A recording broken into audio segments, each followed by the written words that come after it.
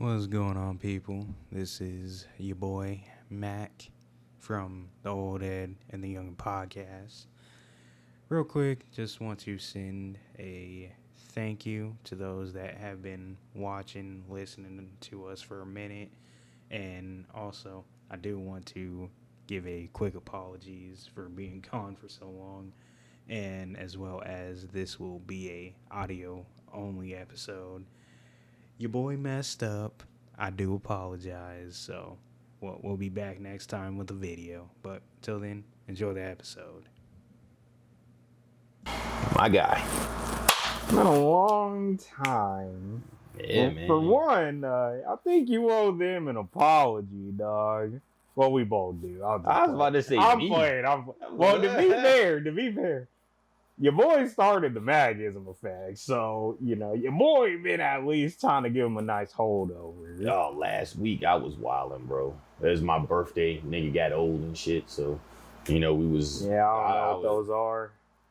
Yeah, I say my man is a witness, so he don't do birthdays, but like Yeah. yeah. Can you explain those two? No, I'm just kidding. explain what? Birthdays. I don't know. I'm kidding. Dog. What happens is See, so the birds and the I'm playing. it's the day you pop out your mama. Every day of each year, you celebrate that day. Long story short, that day comes, you eat cake, you wild the fuck out, and then that's it. And then when you get old, you celebrate your birthday for a whole week, because since you got life, you can't just say, fuck it, I'm gonna just do what I want to do on this day. Yes, I do know what a birthday. Calm down. So it might be the weekend before, the weekend after, or both. Oh, 100%. You know what I'm saying? But so I will say this. Yeah, I think it's fair to say we both been pretty busy. Yeah, man, it's been a whirlwind the last couple weeks. Mm-hmm. Yeah, but honestly though, I did tell you, your boy finally found a new job. Oh yeah, you was talking about that. You gonna be delivering that product. Mac. You're gonna be delivering that product. Mac. Delivering that product. Yes, sir. Mailman Mac. That's gonna be tough to do though. I mean, bro, I work outside already, so it's like it ain't no thing. Yeah, that's true. But I mean, you do get to go in for a minute. Like you gonna be outside all I'm day. gonna be in the truck or the van. Them motherfuckers ain't got AC. No, they have to now. They got the windows down every time I see them. I'm like, well, there ain't no AC. I in think that they're thing. getting to a point now. All of them have to, because I heard a story about 2 people died one summer and USPS got sued due to heat exhaustion. Shit. So now I think all of them are starting to have AC. Yes, it makes sense. Yeah, because somebody was telling me about it when I was telling them, yeah, I got the job. So, but yeah, man, honestly, I'm looking forward to it, man. What's up?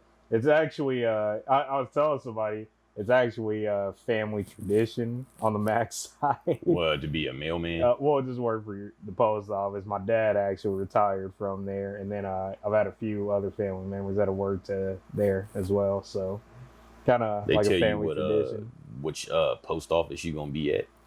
So I don't know exactly. I know I'm gonna be servicing Buckeye, but I don't know which office I'm gonna be working out of. So. Waiting to find that out, but no, I mean overall though, just looking forward to it, because you heard some of my horror stories. That's what happens. Horror stories at the dealership. Working around with them young folks, man. Yeah, and a bunch of idiots. Right, I was about to say you gonna lose brain cells over there. Oh, man. trust me, I lost quite a few at times. And the worst part is, they swore that some of them swore they are the smartest people in the world. It's crazy out here. That's just young generation, man. They think they know everything and don't know shit. I wouldn't even say it's a young generation though, bro, because it's like I meet cats your age, like you know, they'll tell you like, oh man, I've done this, you know, I went to college, I'm doing this now. And they're still dumb as rocks somehow. Oh no, we got them in our So it's like I don't think it's a generational thing anymore. I think generational is just more so now. Yeah, with the young crowd because it's like it depends to what you're talking about. It's like young. I'd say like young cats like your age that hang out with older people. It's like a lot of those people, like. I guess they just try to live vicariously through the people that they know. So it's like they think that they know everything because they hang out with older people. And it's just like, bro, just because you hang out with older people don't mean that you know what they know. And it's like the younger crowd that's even younger than you, they're even worse. Because they hang out with older people and they do the same shit. But it's like they really think that they on some OG shit. Especially like you see it more prevalent like in the sneaker game for sure. You see these cats that's like 18, 19 and you know they think that they've been in the game like as long as me because they got some OG colorway sneakers and it's just like I am so glad you brought that up because I did talk about this on the Macism Effect. Yeah. And I actually wanted to talk with you about this because I don't know if you saw the post in the group chat with me, you and Tim, but that chick that had made a post on Twitter, Jerwissa Nicole, how she said, and keep in mind this is gonna kind of how she tweeted it, it's gonna throw you off a bit just as it's read. Majority of the items that come from New Balance are not sneaker culture. This Asics trainer push we're seeing. SBs, y'all not gonna agree, but skate sneaker or skate does not equal sneaker. I don't know what she meant by that. Any form of clogs or slides, luxury fashion house made, not sneaker culture, even if you scream collab. So keep in mind, I wanted to talk with you about this because you've been in this game for what, 2-3 decades now? Yeah, which is crazy to even think about when you really put it into perspective. But I had said, and keep in mind, I'm not trashing the girl by any means. I actually like what she does on Twitter because she's a big part of sneaker Twitter. So I give her all the kudos in the world. I just thought it was a crazy take because it's like, that take don't for one, for starters, it's sneakers. Now, if you're going into like the high fashion industry, like Gucci and all that, okay, I'm gonna give you that. Yeah, that's and clogs too. I'm gonna give you that. That's a niche market. Yeah, but like, if we're talking like just Asics, New Balance, Jordan, Nike, Adidas, all of that shit, sneaker culture. SBs, like, bro, that's sneaker culture. Why does she say that skate does not equal sneaker? Because you know the page ATF. Yeah. So he also posted a post that I talked about as well. What is a culture vulture? And I talked about, well, it's funny to me how a lot of these cats that want to talk about, oh, there's a lot of vultures in sneaker culture. A lot of them wear Nike SBs and know nothing about skateboarding. And I said, I don't care if you were into skateboard or not. I could care less about that because I can't even skate anymore myself. But I still follow skateboarding till this very day. Mm-hmm. So it's like, you definitely can't come and check me because I'm going to give you a run at that point. Right. But for some of y'all, the farthest I can see some of y'all getting to is, oh, well, Tony Hawk was the first one to do a 900 in competition. But it's like everybody can you tell me anything else? Can you tell me how, why the April Dunk, like the history behind that? Can you tell me about who's actually written for Nike SB? Can you tell me any of that? Can you tell me who is arguably the biggest Nike SB person in skateboarding? Which, I mean, that varies, but I think it'd be fair to say Eric Costin. Him or Paul Rodriguez. Yeah, I was about to say him or P-Rod. But I'd still argue it's Eric Costin, but arguably Paul Rodriguez has been the most successful. Yeah. So I just look at it like this. You can't really say that you don't like culture vultures, but yet a lot of y'all are, in a sense, culture vultures. Sure. It just comes off as hypocritical. And again, I'm not trying to bash anybody, but I'm just calling a spade at that point. Because even like, think about how Carhartt all of a sudden got big. Mm-hmm. Like it's tough to even say all of a sudden, but like a lot of people started wearing it. Now keep in mind, Carhartt used to be available at Walmart. Exactly, but even then, it's predominantly a workwear brand. Sure.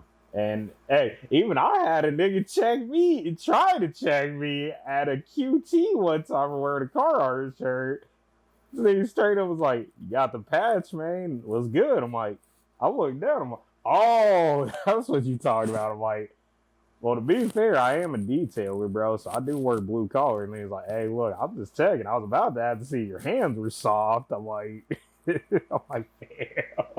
Chill out, first off. All right, pause. No Diddy. But secondly, I look at that one. I think it's a little dumb, but I do think it's funny. A lot of these niggas, and we know one nigga that might get a little pissed off about this take. Yeah.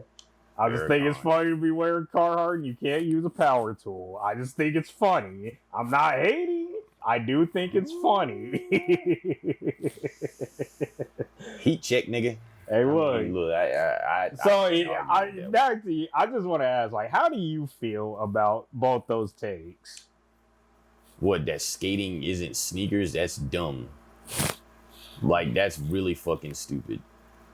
I mean, I guess for me, growing up into skating, and I mean, skateboard shoes were the shit back then. It was its own kind of thing. But also, too, I said, like, I think it's cool when, like, it's not the typical story when you ask somebody how you got into sneakers. Because, quite frankly, everyone is different. Yeah, and also, too, there's a point where I get so tired of hearing this. Man, I was watching Michael Jordan play, and I kind of get tired of hearing that after a while. It was like, for me, it was just different because I was such a diverse kid, It's I played basketball, so I watched, basketball.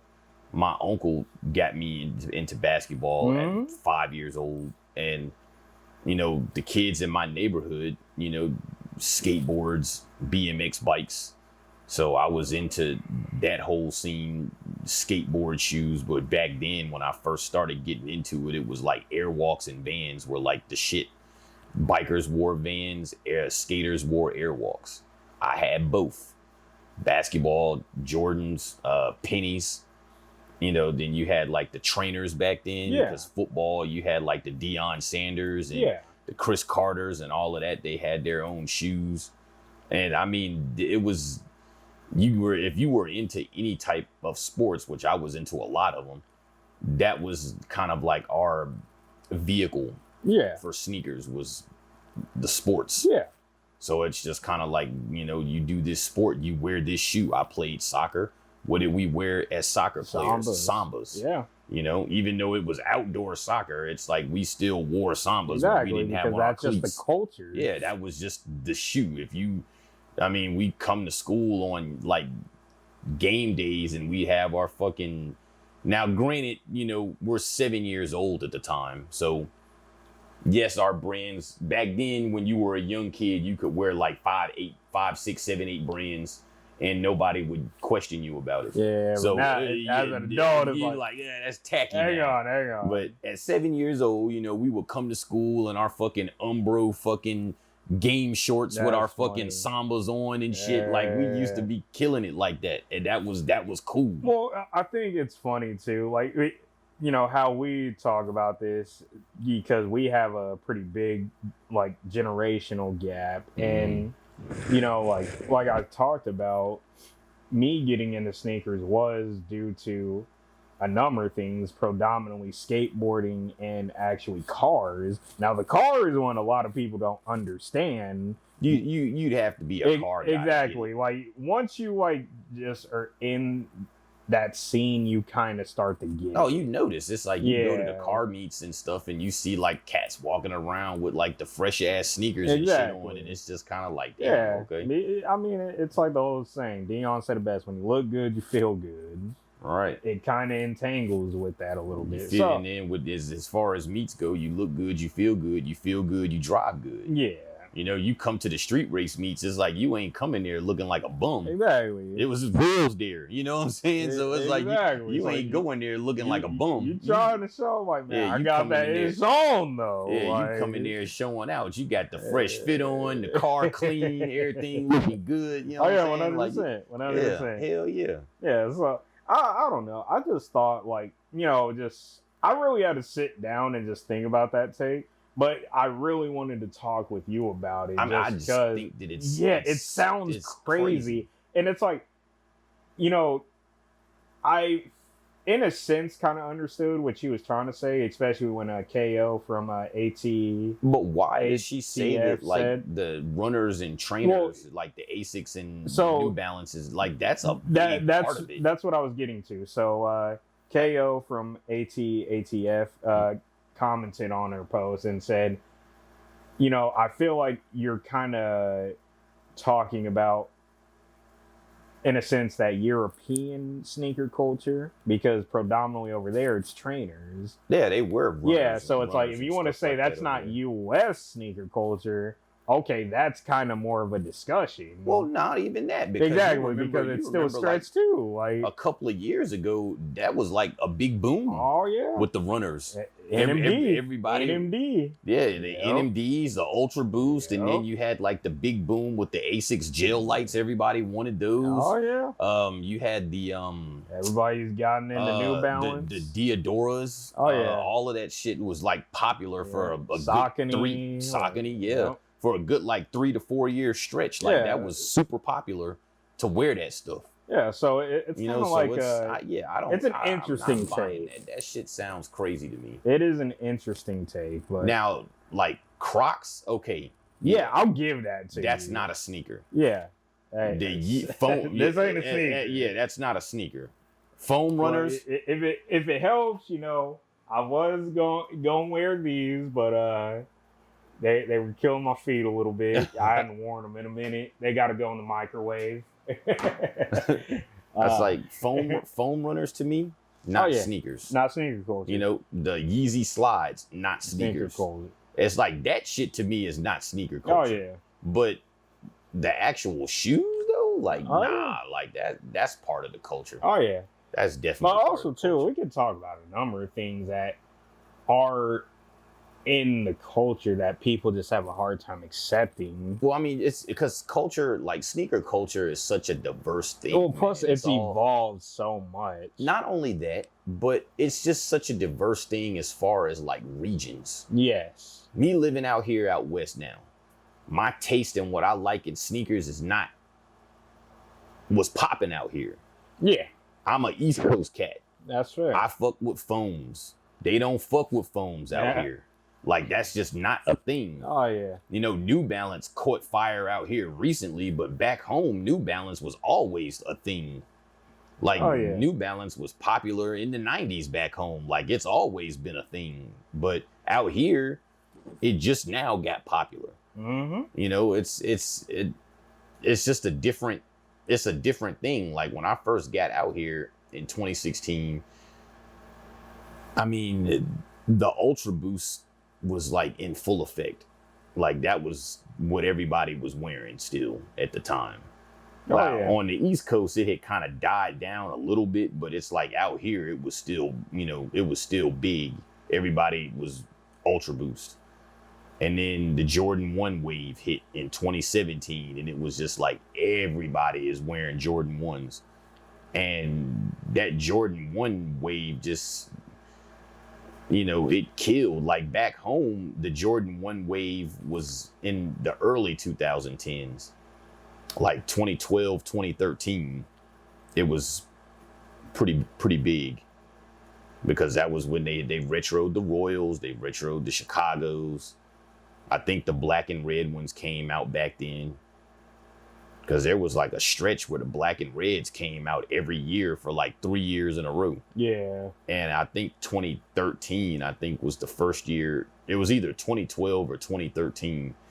And it was popping. I mean, it wasn't popping to the point where shit was selling out, but I mean, you would see a lot of people wearing them. Oh, 100%. But out here, it was like Jordan 1 comes out, it was gone as soon as it hit the shelf.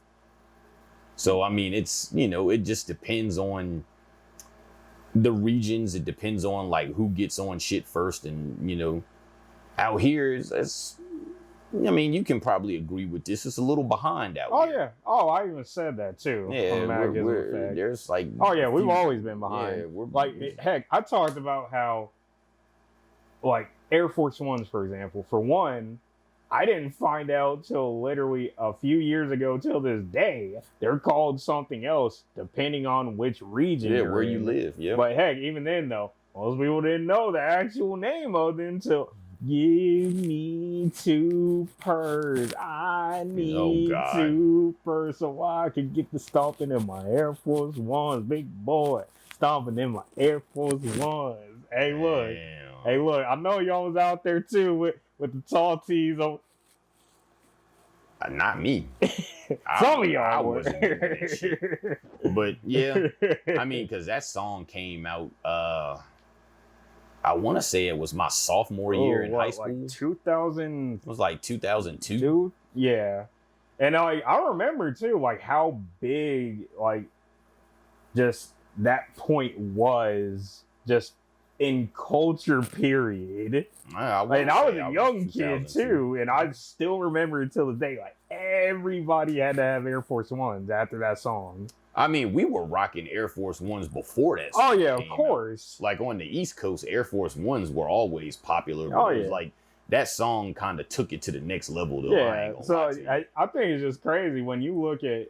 Not only with just people, but with Nike. Oh, yeah. 100%. Like you saw after that song came out, you saw way more Air Force Ones come out. Like all of the colors and you know in the song he was talking about all of the colors and all of that shit. Mm-hmm. You started seeing all of that shit hit the shelves after that song 100%. came out. And it was like, oh shit. But, you know, to kind of wrap this discussion up, I think it's just interesting with sneaker culture, how it's evolved because I looked at it, you know, while I was kind of getting things together. And I kind of put you in mind, too. Like, you've seen it all to where it's like... Plus, also, too, you come from an era to where resale wasn't even a thing. Yeah. So I kind of feel for people from y'all's era seeing resale and absolutely just hating it. I mean, because to us, it doesn't make any sense. Exactly. So I can understand. That's like, we never got into this shit to like rip people off. That was never what we did this for. It's like we got into it because we like sneakers. Exactly. So when I see like they turned it into a business. Yeah. And when I see some of these people that like are around your age and like they're just totally fine with it, I think it's a little funny at times. Yeah, that's because they probably got into it late. That too. Or they claim that they've been in it, but then they're just okay with it. Because even then, we talk about it all the time. Like, we're cool with some resellers. Yeah. But it's like, we at least can respect that they do it in a way that's not the intent to rip people off. Yeah.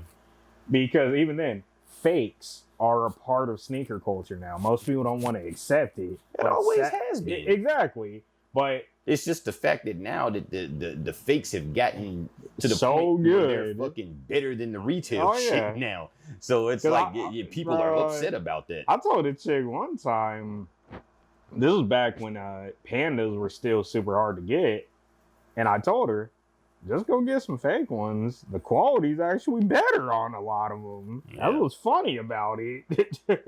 I'm like, and you'll pay half as much. Exactly. So I'm like, hey, look, I'm going to be the one to tell you, I don't care if you buy fakes or not. Would I buy one? Possibly. It's just, I honestly have not bought in too many shoes as of late. I mean, I'd buy some if it was purple Travis Scott 4s. See? I mean, that's the only way I'm going to get them. I mean, heck, the funny one, every Paris dunk you see at these sneaker conventions. Them shits are fake. Oh, 100%. The Freddy Cougars, they're all fake. Come on, man. It's just like that. And then the fact is that you see them at every fucking table. Exactly. Then you have the guys with the expensive shit, like that one cat that had the off-white Jordan 1s.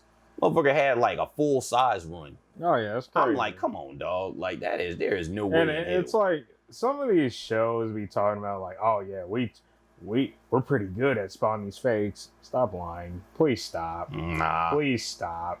You ain't. Bro. There's been so many videos of people like, oh yeah, these are real. It's like actually they're UAs. And it's what? Yeah, no, yeah. Yeah. You let that one slip through. And let me tell you, old girl, the eBay girl,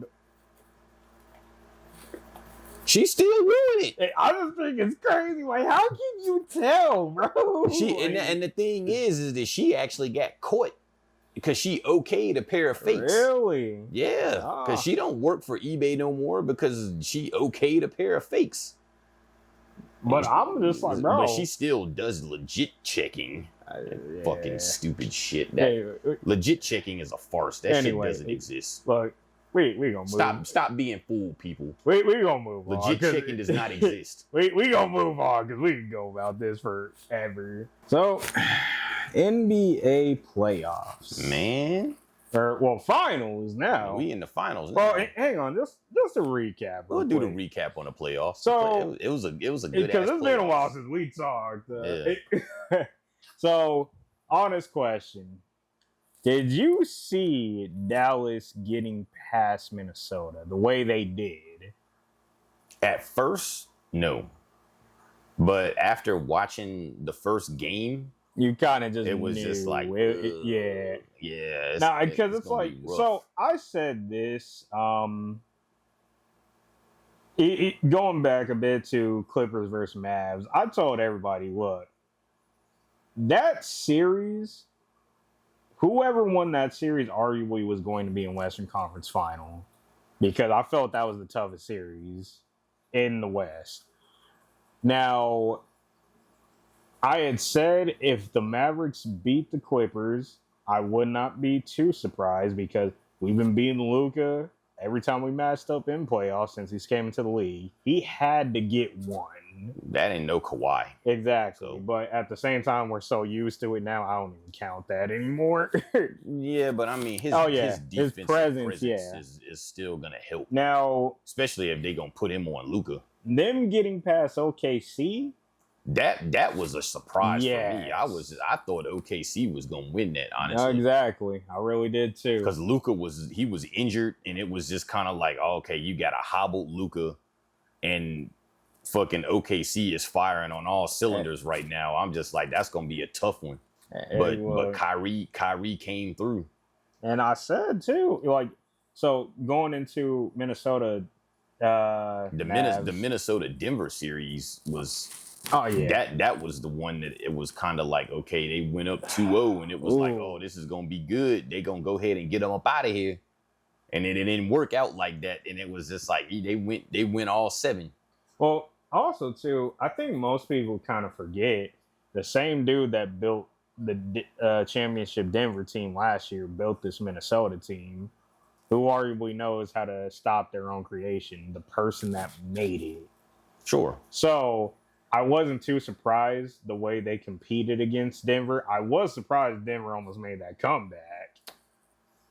Yeah, well, Denver, you got to think Denver was struggling, bro. Oh, yeah, they were. Like Jamal Murray wasn't really playing that well. Yeah, Michael Porter Jr. wasn't playing that well. Yeah. Joker's going to do what he does. Joker had his nights where he was... Yeah. He was good, but he wasn't Joker, Exactly. It was like Joker, even on an off night, is still going to be good. Exactly. So, just because he's so dynamic. Right. Like, he can affect the game in different ways. So, but I will say this though. I want to say this to all of the motherfuckers out there who didn't think Kyrie and Luka would work. Like, what were you thinking? Because as soon as he went to Dallas, I already knew it was going to work. You're good. Just keep going. I mean, think about Kyrie playing the best basketball of his career. Sorry, I had to check. Oh, you good. How did he play the best basketball of his career? Alongside LeBron James. Mm-hmm. Everyone's like, oh, Kyrie went to Dallas and he's Brooklyn. He's ball dominant. He's this, that, and this. He's not going to be able to. Bro, he played alongside LeBron James and played some of the best basketball of his career. Who is more like LeBron than anyone else in the league? Luka. Luka is very ball dominant. So it's just like, if he can play alongside LeBron, why can he not play alongside Luka? Not only can he play alongside Luka because Luka is, used to everything running through him, a la LeBron James, but Luka is also a willing passer, still, a la LeBron. But I think he's a better scorer than LeBron, especially 100%. A better shooter. Yeah, so it's like he's used to being the best option on his team because he always has been. Oh, yeah. But now that he has a guy like Kyrie on the team, he's going to defer to him because he's like, oh, well, you can do this shit too. And I said, and he respects Kyrie. Oh, yeah. And I said, too, like. It's just look at how they get along. I mean, he lets Kyrie do his thing. And I mean, Kyrie is playing the best ball he's played in years. Here's what's funny. Somebody asked me, like, who did I have between Mavericks and Wolves? I'm not gonna lie to you. I had the Wolves. Oh, I did too, but I thought Minnesota was just gonna be too much defensively. Exactly. But I told them, I will say this: I do think it's gonna go 6 or 7, and the problem is, you would think you need to try and stop Luka. No, Luka's gonna get his. I don't care what anybody says. Shut everybody else down. You have to shut down Kyrie because he's the sneakiest one over there. Because think about it like this: they did not win when Kyrie was not putting up at least 20 to 30 points, somewhere in that range. Basically the same points as Luka. They did not win majority of the time. Right. Kyrie and Luka both have to play well in order for them to win. So the fact that and also we to defer a little bit, Ant-Man. We got to talk about this a little bit. Do you think that hype in a sense got to him a little bit? No. Okay. I think he just. I didn't think so either. I think he just hit a wall. No, I think that's fair. He wasn't. This is the first time that he's ever played this deep into a season. Exactly. And I don't think he was in the right kind of shape. I mean, you saw him after the first game in Dallas. He was fucking done. Like he was gassed. He was gassed. But also too, the first 2 games, I will give him his credit for the most part. And yes, he did have them streaky moments where like he was shooting for like 3 and 17 and all that. And Dallas series? Yeah. Oh, yeah, but here's that first couple of games, like he was done. But also too, he had been doing that all season. Like he had streaky moments all season. So it didn't really surprise me. But I do give him his credit. All that trash talk and all that, this entire playoffs, he did back it up. Oh, of course he was arguably the only one on his team that backed it up. Like that's the one thing that I will give him credit. Everybody is saying, oh, all of that. He's the next MJ and he's the next face of the league. I bet you all of them motherfuckers is taking that shit back now. No, they're not. I won't say no, they aren't. No, we aren't. Oh, yeah. He still has a good chance to. He's still going to be the face of the league. He's only fucking 22 years old. Exactly. It's like, what are you expecting here? He got many years left. It's like, they're talking about, oh, MJ and Kobe wouldn't have done it. Dude, MJ and Kobe at 22 years old were not making deep playoff runs. Exactly. A lot of people. No, Kobe was. Well, but Kobe also came out of high school. Yeah, but also too, a lot of people, and this is where I get so irritated. Michael Jordan at 22 was a rookie. And this is where I get irritated with Jordan stands. Some of them. They never want to talk about how Jordan was literally getting whooped in the earlier days. Well, yeah, look at who he was playing against. Exactly. And him getting whooped against the Pistons is what forced him to develop that killer mentality. Even before that, man. His rookie year, he made it to the playoffs that he out in the first round by the I want to say it was the Bucks actually had a good team. They had Sidney Moncrief, who was like a defensive player of the year caliber player every year. They went, I think they beat him his rookie year.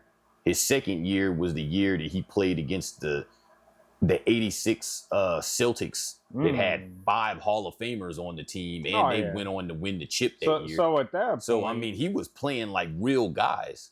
He wasn't playing like no bullshit teams. Like he was losing to like real teams. So Anthony Edwards doing what he's done at this age, it's like, oh yeah, you just scratching the surface. Oh yeah. I mean, this is your first deep run, and you did it at 22 years old. It's just like you still got a lot of years to play. Like you said, he's gonna get better. This isn't even the best version of him, and he's still out there doing what he's doing. So yeah, he still can be the face of the league. He's still gonna be one of them because he's definitely one of the next ones for sure. Luka, it's already, and no one likes to give Luka his credit, but I'm just like, Luka is one of those guys as well. Like look, man, I got a nickname for Luka. That's NBA Jeffrey Dahmer, dog. He said Jeffrey Dahmer. Hey, look, Tweet said it best. Why would I want to watch that Jeffrey Dahmer, dog, when I could just watch Luka Doncic kill niggas? I think Luka got like that. He's like low key on some hood nigga swag. Oh yeah. When you watch him play basketball, he got like that swag. Like he don't play basketball like a white dude. He be cussing you out as he be talking shit. He be like, no, he'll be talking shit in English too. Oh yeah, but he'll fucking hit a 3 in your face and be like, motherfucker, you can't fucking guard me. Like, oh yeah, but it's funny. So I was talking with this older gentleman at my job, and he isn't big on basketball, but we'll talk a little bit. He's like, so what's up with this Luka Doncic kid? Like, what's up with him? And I'm like, I'll put it to you this way. He's been pro since he was roughly 15, 16. Yeah. You really think he gonna be scared of anybody at this point? Nah, Luka Doncic is like the second coming of Larry Bird, bro. He really is. Oh, I because Larry Bird was like that too. Oh, Larry Bird would talk that shit. Oh, most of it on real. Like Larry Bird was cold. Was a nigga in a white man's body. I don't care what anybody says. Larry was cold. Larry Legend was like that. Hey, I mean, Luka is right there. Luka's it's second coming, man. It's just like he's a white dude. He's slow. Not really super athletic. Exactly, but he'll bust your ass. Yep. And he'll talk shit to you while he's doing it. So, moving into this finals, man. So I think it's gonna be a tough matchup for him, bro. I think it's gonna be tough for both sides, to be honest. I look at it like this. Boston's biggest strength is that defense. Not only their defense, but you got Derek White, Jason and Jalen, Porzingis, and Drew Holiday, who can all go off for 30 at any moment. Hey, even then, you still got to look at Horford can get hot. Them role players too. Peyton Pritchard ain't a slouch, bro. Like I know why Celtics weren't letting him play all them years. I was telling people like, bro, he's not a slouch. Like he's a good shooter. Exactly. Defensively, you can attack him. Exactly. But on the shoot, like catch and shoot, yeah, he got it like that. He will light you up. Who was that other one? Was it Hauser? Yeah. The other white dude. I think so. His last name's Hauser. I think so. Yeah, he got a shot on him too. But then also, you look on the Mavericks side, they got them twin towers with Lively and Gafford, who definitely stepped up. Yeah. PJ Washington. Hey, look. Look. All the same.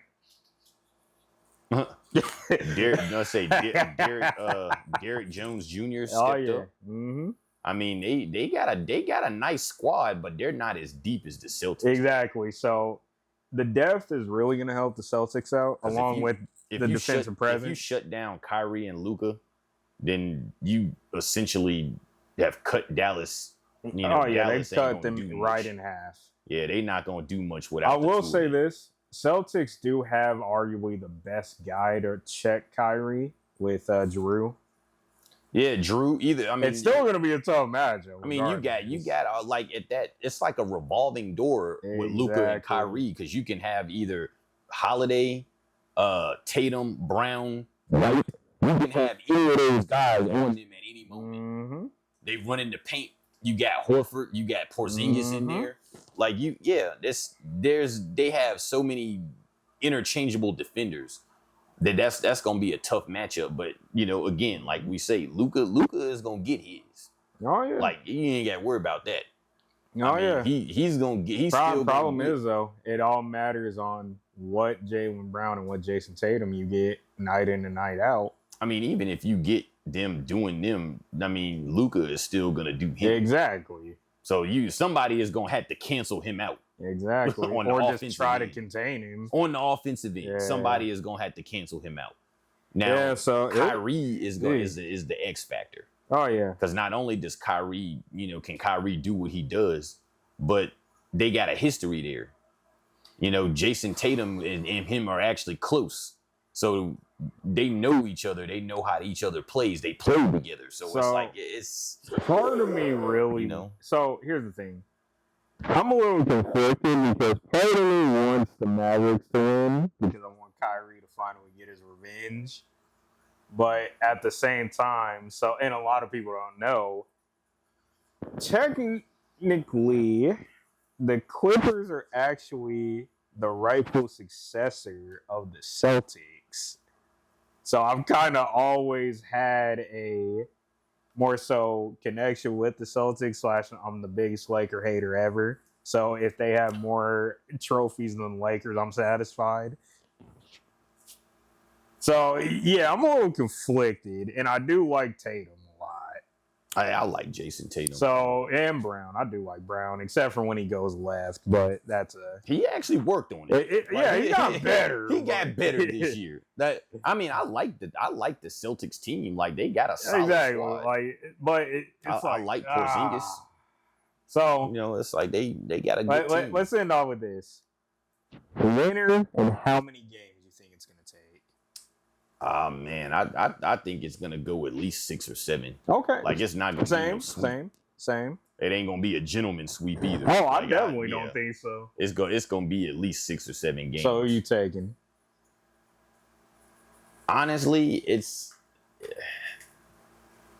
that's tough to say, but I want Boston to get it because I'm just like, Tatum and Brown been knocking at this door for a really long time, and it's just like I think they have to do. I think it's time. Yeah. It's just like y'all got to get. I think it's fair to say we both going Celtics. But yeah, but part of me does want Luka to get one. Exactly. Too, now I'm gonna be a little heated when he gets one because he finally beat my team. I think Luka deserves to get one. Yes. So and I would really like to see Kyrie get another one. Yeah, and what him and Kyrie have done this year, I think that if they did win, I wouldn't be upset. Mm-hmm. I wouldn't be upset if they won it. So yeah. But so Celtics in 6 or 7. Yeah, I'd say Celtics in 6 or 7 for sure. All right, and while we're on basketball, Caitlin Clark, because I already talked about it, but I had not had a chance to talk with you about it a bit. What about it? The whole situation. How do you feel? With what situation? The whole her getting played hard and all that. What do you mean? She's a rookie. Exactly. Earn your dues. No, I agree, but I'm more so talking about how old girl kind of took that cheap shot on her. I mean, she ain't do nothing. It didn't hurt her. All she did was push her down on the ground. I do feel you on that, but at the same time, I don't like how. I don't think Caitlin is that soft. No, I don't think so either. But more so, I don't like how, in a sense, her team just let that happen. Yeah. That's more so my. I don't. It's like her team ain't come over there and stand up or nothing. They just kind of let it happen. I'm like, damn. I've been hearing it talked about a lot, and more so the problem I had with it was So y'all just gonna let this happen? Right, y'all just gonna let her just get beat up? Because best believe, like, if I was on her team, either next play, old girl gonna end up on the ground, or I'm fouling out. Either the next player, when I saw her walk up and shove her down like that, I would have walked and shoved her. Like, what the fuck you doing? You know, it's we gotta throw the deuce. Right, we throw the deuce. Right, you gotta like, throw hands. I mean, it's like, but they don't. That's the thing, is that the media doesn't really make a big deal about this type of shit when it happens in the league, like in the NBA. Yeah. But because they're women, it's like, oh, now and it's a white woman. Like, if we're being quite honest, come on, dog. It's like that happened. The rookies in the NBA get beat up like this. But here's my problem with it, though. The media has really only picked it up because Caitlin Clark. Yeah, Caitlin Clark. Because think about it. We've seen numbers of women get into fights or like light scuffles like this. And it's kind of just like, I say Diana Taurasi got in quite a few of them in her day, you know, like her whole career. Yep. I mean, Diana Taurasi was fiery. She would get into a pissing contest with a woman in a heartbeat. Exactly. So I mean, her and Skylar Diggins-Smith got into it a few years ago. They's teammates. Exactly. So it's like, I mean, what? So it's like, all I'm saying is, if you're media, if you're going to cover this, cover all of it. And also, too, to y'all idiots that want to talk about, oh, it's racism towards Caitlin Clark. Like I said on the Macism Effect, why isn't it happening to Cameron Brink, Nika Mule, Kate Martin? Why isn't it happening to them? If it's racism. It's happening to Angel Reese. Like, Angel Reese is getting roughed up. But here's what's funny, though. It's just like, and she's black. But here's what's funny, though. The media has been bullying her for a minute. Yeah. She was the bad guy. Exactly. So it's like she's always had the fucking, oh, well, she's this. Exactly. But y'all don't have a problem with it then. Right. And nobody's talking about that. But it's just like Caitlin. But Caitlin is the star attraction right now. Exactly. So it's like, of course, the spotlight is they need to stop talking about, oh, y'all need to just let her win and do her thing. That's what's going to bring... No! No, you're not supposed to do that. What do you mean, let her win? Like, the media was really out here talking about, oh, y'all need to let Caitlin Clark do what she does and let her win, make it easy for her, just so that way that brings y'all viewership, because she's the viewership right now. Like, nobody's gonna want to watch that, bro. Like, I'm sorry. She's struggling. Exactly. Like, bro. But she is getting beat up. Oh, she is. She is. But like I said, I blame her team for that. Yeah, her team is just kind of like letting it happen. Like, they don't have no enforcer. Yeah, but honestly, though, she has to go through this. She needs to go through this and overcome it, in my opinion. I mean, yeah, she's got it. Like you said, she got to pay her dues. Now, some of these women, like... She'll be all right. I'm going to say this, and look, I might catch some heat for it. It's fair. I think some of these women might be a little jealous just because she's the star attraction. Of course they are. Hey, look, it might not be all of them. Who's the main ones talking about racist? It's just like, oh, she's just getting all this attention because she's pretty white and she's not gay. It's like, is that her fault? Like, I mean, like, what are we talking about here? Hey, look, I mean, it's like, it's, bruh. Look, all I'm saying is, like, to some of y'all that are talking about this, stop with these crazy takes. And also, too, I know he's never going to see this. Stephen A. Smith. Oh, boy, I knew. Look, bro. Look. Look. The way he went at Monica McKnight is the most banned move I've ever seen in my life. He said banned move. I'm just saying, bro, she called you out. Yeah. For the whole world to see.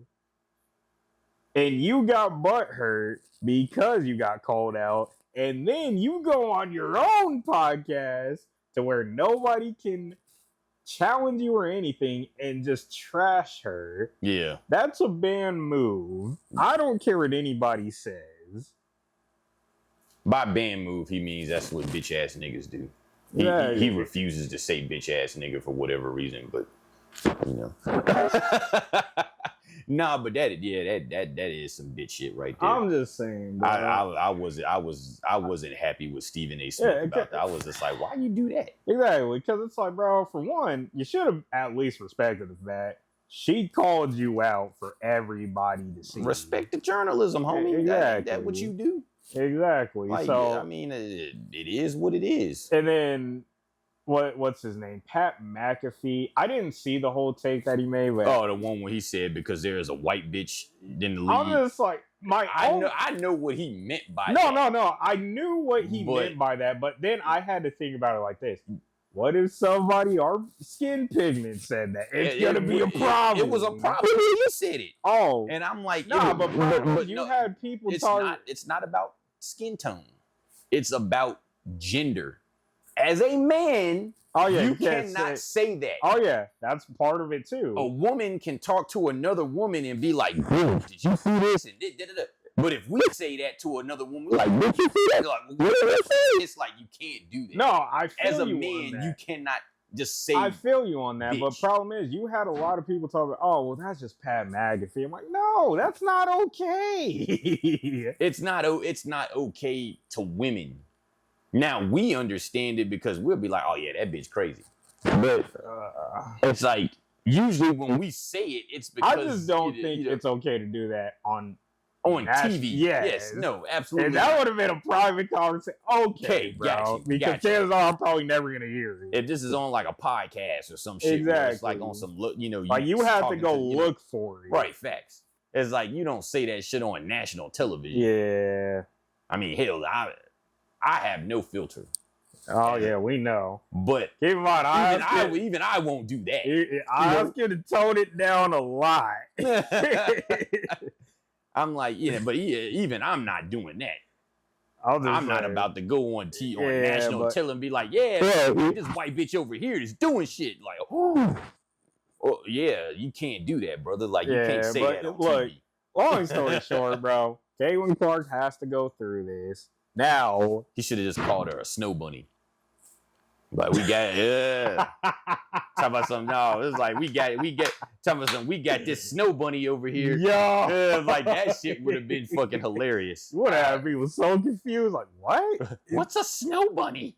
I'm like, oh god. Hey, look, she has to go through this. Yeah, it's part of the game, look, man. I'm just gonna say this: if y'all don't go to the Indiana Fever, if get y'all a don't fucking enforcer, exactly, and if y'all don't want to get one, somebody needs to step it up. I mean, Aaliyah Boston, the big dog, like, why she ain't stepping up? Hey, look.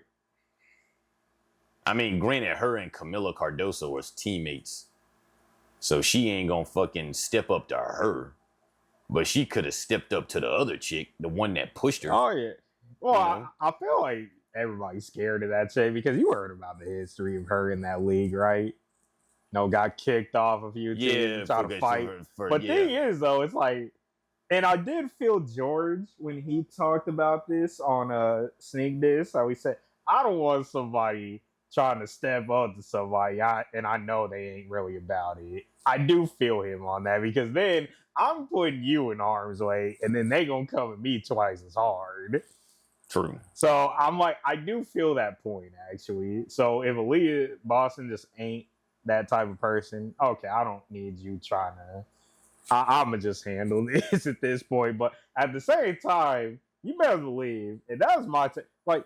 That's like if me and you were playing on a team, and I want somebody come and push you down. Now, keep in mind, I know, you won't get right up. But keep in mind, if you just weren't that type of dude, you better believe that next play, I catch you driving in the paint, going up for a shot. Oh, yeah, I'm catching a flagrant too, just to let you know, try that again. Right. It's like, that. If that's what it's about. That's what it's about. It's like, I'm not going to let nobody bully my teammate. Oh, yeah. That ain't how that works. I just think it's a part of the game, bro. She'll be fine. Yeah. It's like, it's all part of it. Exactly. So, what do you think about UFC? It was 302, right? Yeah. Okay. Getting confused with these numbers a little bit. I feel sorry for Dustin, man. Yeah. I really wanted him to get it, man. Yeah, same. So here's my thing that I was a little confused on. People were saying that apparently the scorecards were tied going into the fifth. I'm like, how? I just didn't see how Dustin was anywhere close to even winning that fight points-wise. I was like, I told y'all in the group before it was over, you and Blanc. I felt you on that. I was just like, if the no only Diddy, way he's no gonna, Diddy. It's like the only way Dustin is gonna win this one is if he knocks him out. Like he's not gonna win a point match against. Oh yeah, he's just not that type of fighter. I mean, this is not gonna work like that. But like people saying that apparently it was tied on the scorecards going into the fifth. I just don't understand how. I really don't. I mean, it could have gone. There was like a gimme. Yeah, but more so just with the ground game. Like, to be fair, Islam was, for the most part, always in the dominant position. For sure. So it's like, if you want to say Dustin was winning on feet, okay, but there were points when I'm not really sure, to be honest. Yeah, I mean, now if we're going off damage. Okay, yeah, he was winning. Yeah, I was about to say he was fucking Makachev up, man. I mean, because when he may not have landed at super accuracy, but when he did, he was doing something. Yeah, it was like Now, what's next for Dustin? It's tough to say because, like I've said, they were saying that he was gonna hang it up after this. I don't know. I don't like to say when people should retire. I don't like to say that. I heard from what I was hearing, they said they may do a trilogy fight with Holloway for the BMF. Yeah, I've heard that. I was hearing that might happen. Now, here's my thing. That would be a good one. Title wise though, I don't think Dustin should get another lightweight shot ever again now. Because why not? I think he has to move up at that point. Move up to welter. I mean, you honestly think he would do anything at welterweight? I think he could, to be honest. I mean, I don't keep know, in mind, we're bro. talking about a dude that does walk around like a lot bigger than most people think he does. Dustin Poirier walks around at around 185? No, I've heard he walks around at like 200. Oh, I heard he was around 185, yeah. 185. Because remember how Kobe was talking about, oh, he's a weight bully. He cuts so much weight to go to lightweight. Da da da da da. I don't know how true it is, but I've heard he actually is a big dude. Man, they said Max Holloway is a big dude. Yeah, for 45. But at the same, well, it's just because he's tall. He's actually really tall for that class. No, they said Max Holloway walks around at 180, 190 pounds, and he fucking fights at 45. That's crazy. I'm just like, damn. Yeah, but I think it would be a good decision for Dustin to move to welterweight if he wants to continue. Well, they really need to do that 165 class. They really need to do that. Yeah, I've heard it's coming. Yeah, I heard Dana is interested in doing that. I think it's a smart move, but at this point, because how Dustin said it himself, if I can't get another title shot, what's the point of me fighting anymore? I did feel him on that. Why are you going to continuously just fight just to fight? I think that kind of gets pointless. I mean, I think he could get another title fight. But if they put him, you got to think if he earns it. Yeah. If they put him in there with another top 5 guy and he wins, then I mean he's got to be right there. That's fair. Can't deny him. Yeah. Well, I mean, think about how much they denied a lot of people. And Neil Dariush never got one, and he should have got one. No, he didn't get one because he lost. Well, also too, I don't think he should have taken that fight because he probably would have got one if he didn't take that fight. If he would have not taken that, or he would have won that fight, then he would have got a title. So I mean, I don't know. It's kind of a tough one to say, but as for Makhachev, I think Holloway looked good at 155 this time. Yeah. I don't know, man. I want to see Holloway fight Topuria though. I do too. I want to see him get that Topuria fight. Well, I thought that was confirmed, or is it still in the works? I don't know. Okay. I've heard that it is going to happen, but then I heard that it wasn't going to happen because Topuria's scared. Topuria's being a bitch right now. Yeah. Talking about I'm not going to fight you unless you put your belt on the line, and it's just dude, it's not the same thing. Exactly. That's a just fun fight belt. Right. It's that's a cop out, bro. Exactly. You're the featherweight champ. It's defend your title. Yeah. So I don't know. Be on that Tony Ferguson shit. Defend or vacate, motherfucker. Yeah. I feel it. So you want to do this list? All right. So I can go home. Yeah, so you can go home. Yeah. I mean, meanwhile, all you gotta do. All right, I'm out. Yeah, I'm right. This right over here. So who going first? I'm gonna go. Well, we start. Are we doing it just 10-1? 10-1. Yep. Okay. And keep in mind, this is UFC only. I don't care about what you did outside of the UFC. UFC period only. So no Zuffa only. Because I got a couple of guys, like WEC guys on my list. Nah, we're not counting any of that. I mean, that UFC. But the UFC owned WEC. UFC. And that's where their lighter weight classes were. So, I mean, you can't really... UFC. Stop trying to cheat. That's not cheating. You are cheating. Because think about it. UFC didn't have 45 and 35 for a long time. The WEC was their 45 and 35. That's fair, but they still own under the same company. We're talking about the period where it was in the UFC till now.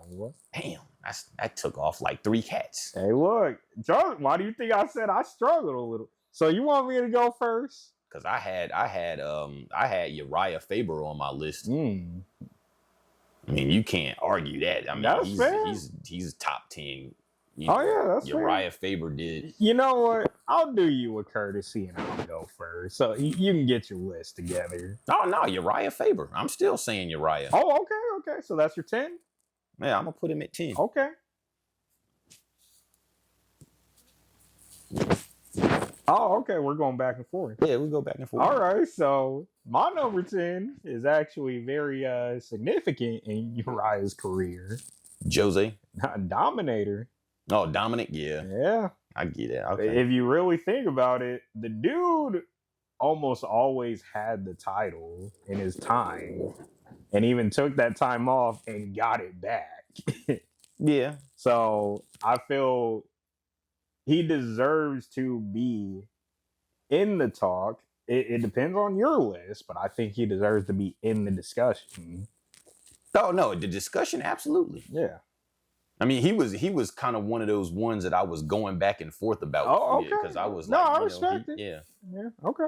But I put Uriah on and not him because of Uriah's career. That's fair. When you were talking about what's your top 10 like GOATs to you, I'm looking at whole career. Nah, and that's kind of what like Uriah's career. Like he was the guy who made the smaller weight classes what they are. Yeah, he made them very relevant. If it wasn't for him, there would be none of this. Yeah. And I mean, I kind of did the same thing with my list, but also I did it up based off of career / who put on great fights, like who always put on a great fight. Then Uriah did that. Exactly. That's why Uriah should be in the conversation. Uriah was, he was that dude. Oh, yeah. Okay. Number 9.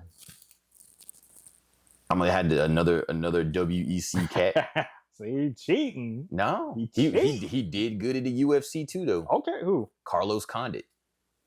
Okay, yeah. Carlos Condit. I'm gonna give you that one. That man went through like the majority of his career, and he didn't have a decision on his record. It was just like he won, it was either I'm finishing you or I'm getting finished. Exactly. It's just like I'm either taking you out or I'm getting taken out. Okay, I respect it. And he was a champion. Yeah. So I mean, you can't really go wrong with Carlos Condit. Okay. So my number 9 is actually welterweight as well. Kamaru Usman. Okay. And I know it's kind of tough because he kind of teetered for me a little bit. Here's why. He was on my like back debate, and forth. yeah. So here's why I put him on mine.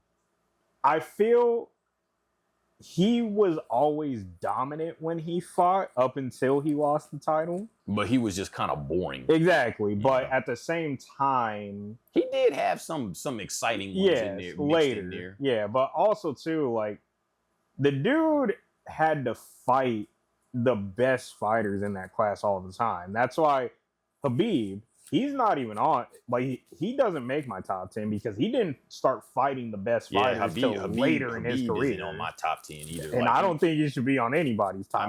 I mean, it's like you don't take anything away from the man, but like you said, he didn't really fight against elite competition until like way towards the end of his career, you know?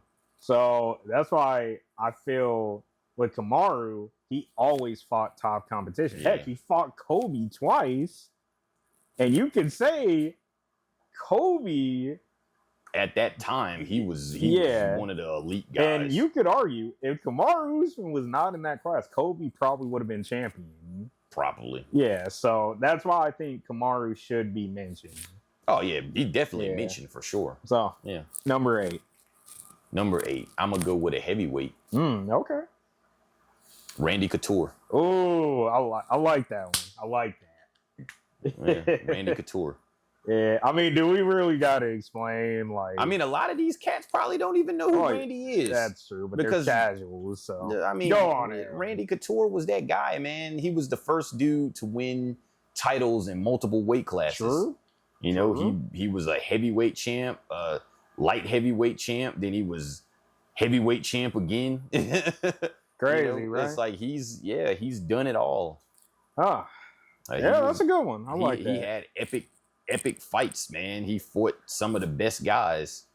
I mean, he had that epic trilogy with Chuck Liddell. I mean, like Randy Couture had some battles. So, and here's where it gets funny because you really see the differences in our list. Like I said, it's a generational difference. Exactly. So, and going into my number 8.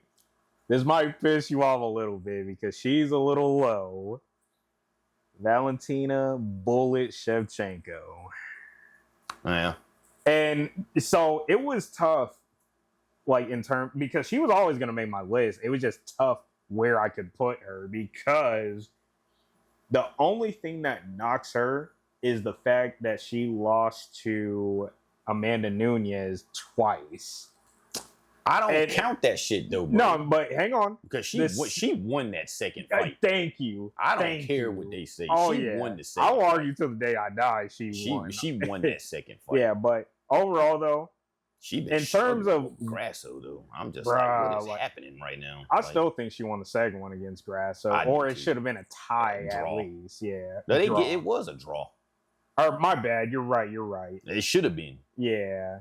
I'm just like, because it was good. I look at it like this: if we're talking just pure like technical skill, she is 100% one of the best fighters out of anybody, man or woman. She is one of the best we've ever seen. Oh yeah, 100%. Yeah, so she has to make the list. Yeah.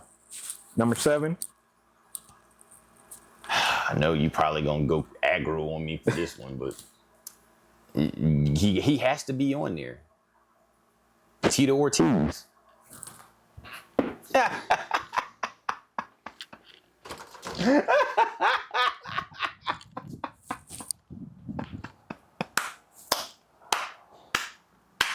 I'm just messing with you. Nah, but the next one though, for real, Chuck Liddell. You gotta have Chuck Liddell on there, man. Chuck Liddell made the UFC what it is. On or off the cocaine? I don't know. He did do some good shit on cocaine. That's what I was saying. I mean, but he was good off of it too. That's fair. Chuck Liddell was a buzzsaw, man. Problem is, it just killed me when Rich Franklin knocked him out with that broken arm. Oh yeah, he was. That kind of killed me, bro. He was already done at that point. Like he had been. I fully agree. I fully agree. He definitely is in the conversation. Yeah, Chuck Liddell in his prime, like he. Oh yeah. I mean, Tito was in the conversation for me. Till Chuck took him out. You know, because Tito early on in the UFC, like in the beginning stages, Tito was the guy. Oh yeah. You know, he was the face of the company for a long time. Oh yeah. Till Chuck took him out. And then when Chuck came and stepped into his own, then Chuck just took it to the next level. That's fair. So, my number 7, Max Holloway. Yeah, I got Max at 6. Oh, okay. No, I respect it. Yeah. Problem is, this person at my 6, has to be there. But Max Holloway, I mean, bro, just after that last showing, if you weren't a UFC fan, he made a lot of UFC fans that night.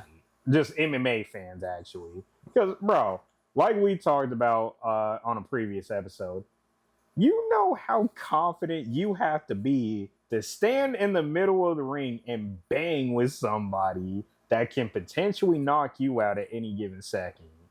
Yeah. You have to be very confident in your hands and your chin.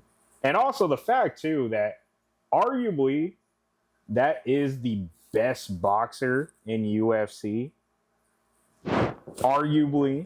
That's arguably, man. I don't know. I know there's a couple that I think might edge him out, but he's one of the best. I mean, because it's like he gets a little carried away sometimes. Yes, because he takes a lot of hits. Exactly, but at the same time, though, I mean, he wears it well, but exactly. I mean, he takes. But let's be real here, though. Just think about what he did to Calvin Kattar. He made Calvin Kattar look like a joke. He made that nigga look like he shouldn't even have been in. Like the fact that he started turning around and screaming at DC and still kept just landing, bro. Right. He was having a conversation with somebody outside the cage while avoiding getting hit and throwing punches back. Now, he's not even looking at Calvin. He's looking over here like, yeah, nigga. Yeah, I'm just like, what is he doing? Yeah. But it was epic. I guess I'll do my number 6. Since you had Max Holloway as your number 6. I'm not gonna do that. I'm gonna be respectful. Amanda Nunes. What do you mean? I was gonna say a man named Nunes. Oh wow. I mean, she plays that role though. Hey, look, all I'm saying is she does have a wife. Yeah, hey, so look, like, that's fair. Yeah. All I'm saying is, bro, just go look up her fighting Ronda Rousey. Made Ronda look like a newborn deer, dog. Man.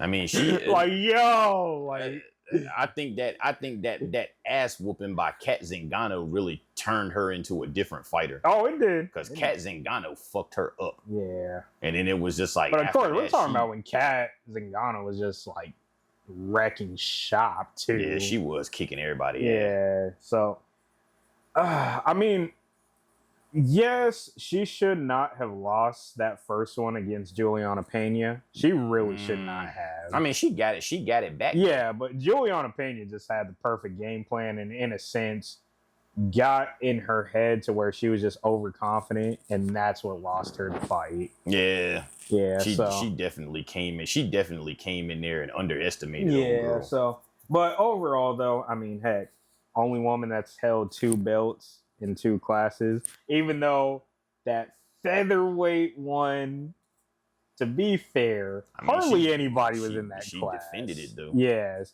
but I do give her all the props in the world because that is the only woman I ever saw just start banging with Cyborg. Oh, that is the only woman I've ever seen do that. Amanda dominated like I mean, they're talking about she might come back. Yeah. They said that if Kayla Harrison comes up and wins the belt, she wants to come back. Oh yeah, to fight her, or she may come back and fight her anyway. But she's been talking about coming back. So yeah, I'm interested. I think she should if she feels like she can still fight. Because I mean, she went out when she didn't have to. Yeah, she went out because there was no one else left for her to fight.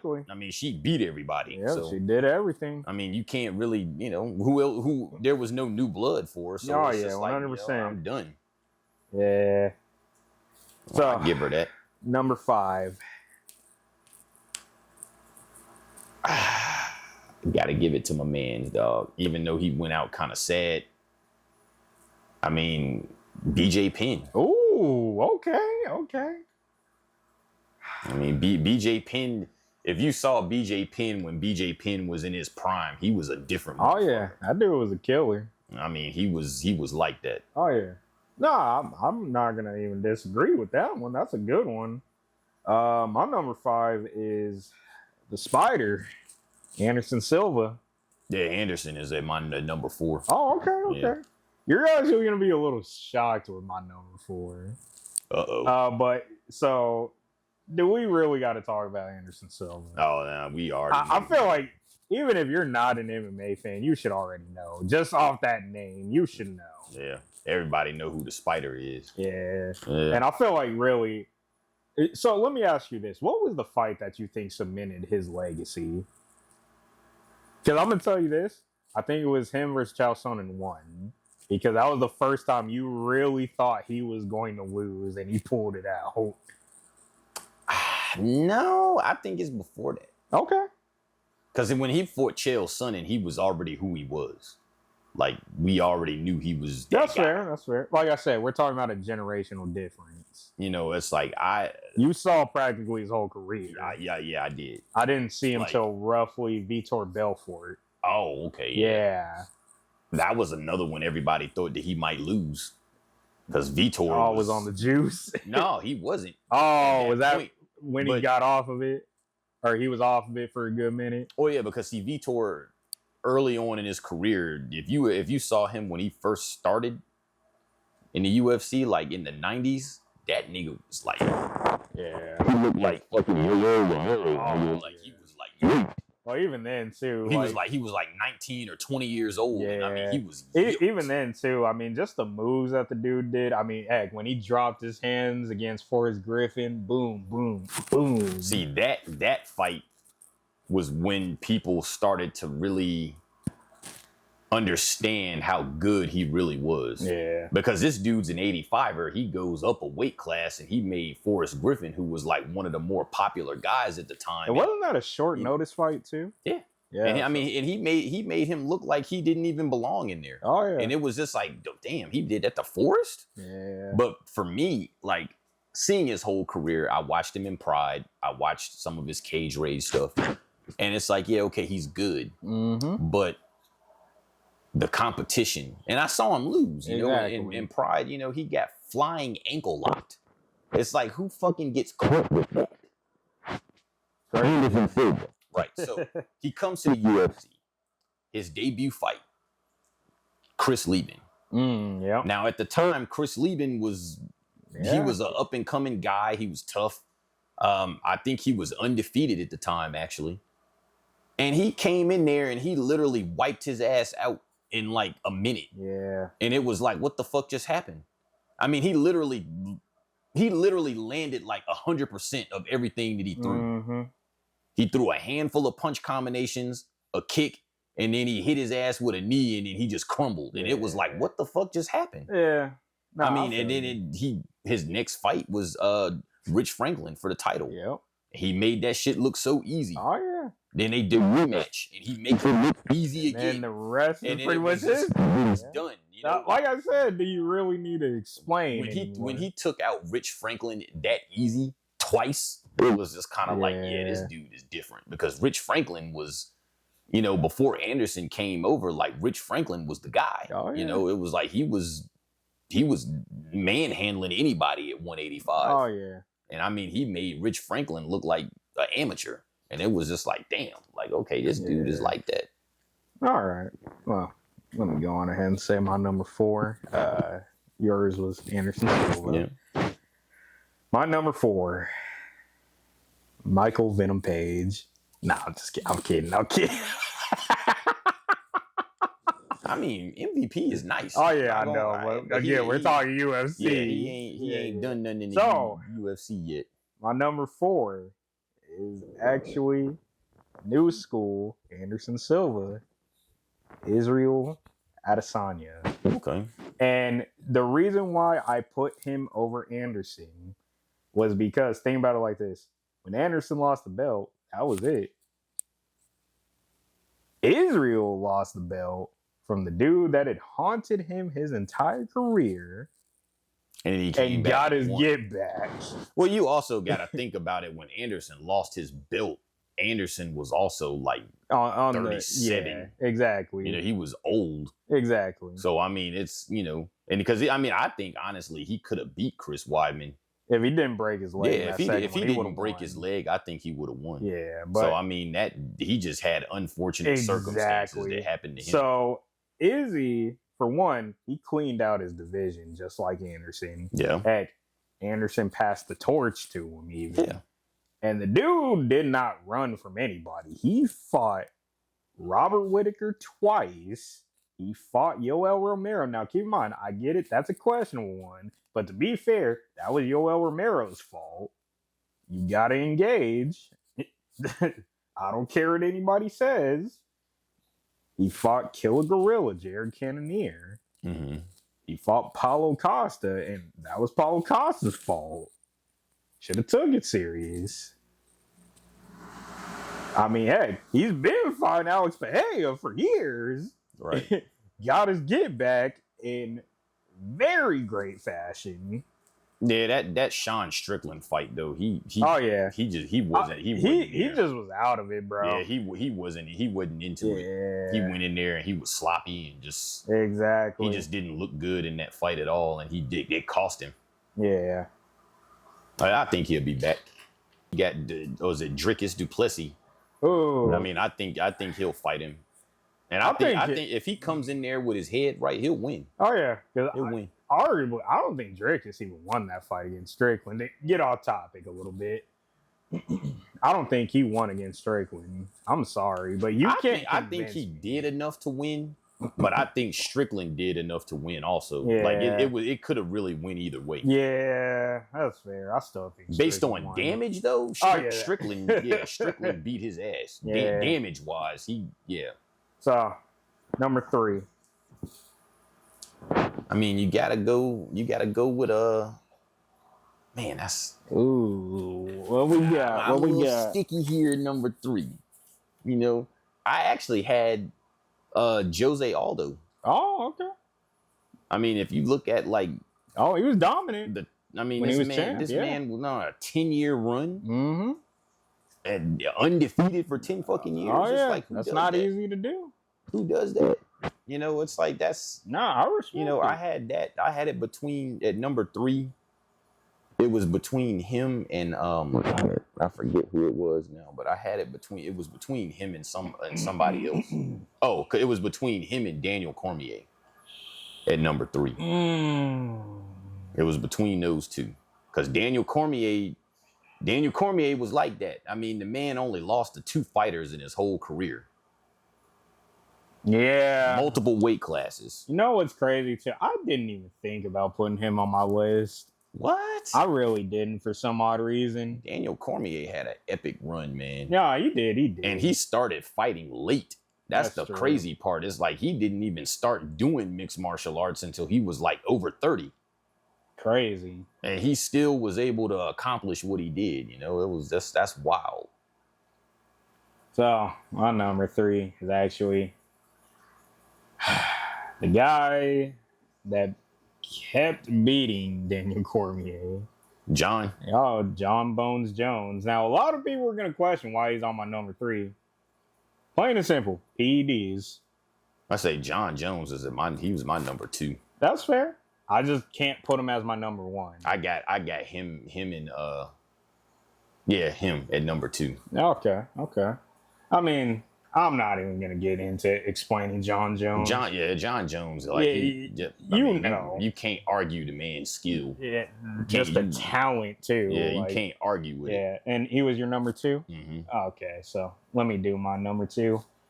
My number 2 is actually DJ Demetrius Mighty Mouse Johnson.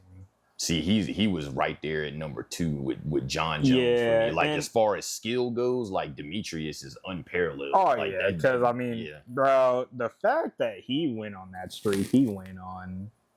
Oh, yeah, Mighty Mouse was cleaning out. Like, that was my other tie, too. What was crazy is they had to dedicate a whole season of tough just to try and find competition for the guy. Exactly. Yeah, he was like that. Now, I'm not gonna lie, I still don't think Cejudo beat him in that second one. I really don't. It's tough. Because Cejudo didn't even make my list. Oh, I don't think he should make anybody's list, to be honest. No, I mean, I think he should be. I think or if he does, he's like 8 to 10 somewhere. I think Cejudo overall, I think Cejudo could be like top 15. Oh, that's fair. But I mean, he didn't really have a long enough career to really, do anything. Yeah. I mean, did he accomplish a lot in a short span? Absolutely, but he just didn't have that longevity to like put him up there. Oh yeah, no, that's fair. And who'd you have it? You had John at your number 2, right? Mm-hmm. All right, so who's your number 1? GSP. Oh, we're pretty much the same. Yeah, GSP. I kind of had a feeling we were gonna have the same one. I mean, for one, dominant. When he lost, he got his get back. I mean, He got his get back, then he came back, won it again. You know, and he did it clean. exactly. Never heard anything about no PEDs or none of that shit. Like, he never failed no drug test. And I mean, that was why I had Cormier up there at the top, because he never had none of that controversy either. It's like he never had any. Never had nothing. So no, that's fair. That's fair. No, I feel it. No, I mean, I kind of figured we both have GSP at number 1. yeah, Because I mean, it just makes sense. yeah, just like GSP. Like, if you argue against it, you're a little crazy. It's like if you're an MMA fan or you know anything about MMA and you don't have GSP as the GOAT, then it's just like, what are you doing? Yeah, you know, like even then though, if you don't want to put him as your number 1, he has to be number 2. He's got to. I'll say this: if you watch MMA, know anything about it, if you have him any less, I'll give some of y'all niggas the benefit of the doubt. You have him any less than top 5, you don't deserve to be watching MMA. Oh yeah, no. Hey, I'll even say top 3, bro. I mean, I'll give the benefit of the doubt. Top 5, because a lot of these new cats probably never saw him fight. So it's like they'll probably have other people, you know, but GSP got to be top 5 dead or alive. That's fair. I don't care what nobody say. That is fair. That includes y'all young casuals out there that's going to see this. Top 5 dead or alive. Nah, I feel it. Yeah. Well, I will say, it's great to pick things back up. Yeah. Yeah. Got anything to close us out? I'm going to say, since it's been a lot of controversy with the sports world and everything, really, because you saw what's going on with the whole Conor McGregor thing. Oh, God. I'm just kind of like, here we go. Oh, yeah. So I'm like, we'll extend this to the viewers. It's just like, what do y'all want to hear us talk about, as far as like some crazy shit that y'all see and you like, oh, that's crazy. It's just like, we open. It's just like we ain't really extended nothing out like that in a minute, because we did do that before, like a while back. It was like, what do y'all want to hear? What's some crazy shit y'all want to talk about? Hey, like, look, let us know. The Old Head and the Youngin Podcast on Instagram. Please DM that page. You know, DM us some topics y'all want us to discuss. I don't care what it is. Just DM it. You know, we'll talk about it. Oh yeah, I mean, we'll put it out there for sure. Yeah. Especially me, because I'm the one with no filter. So it's just like, I don't give a shit. Whatever it is, I'll talk about it. I don't care. He may be a little reserved, but not me. It's fair. Anyways, take us out. All right, but we appreciate y'all tuning in, and you know, we've been gone for a minute, but we back. So we'll see y'all soon. Until next time.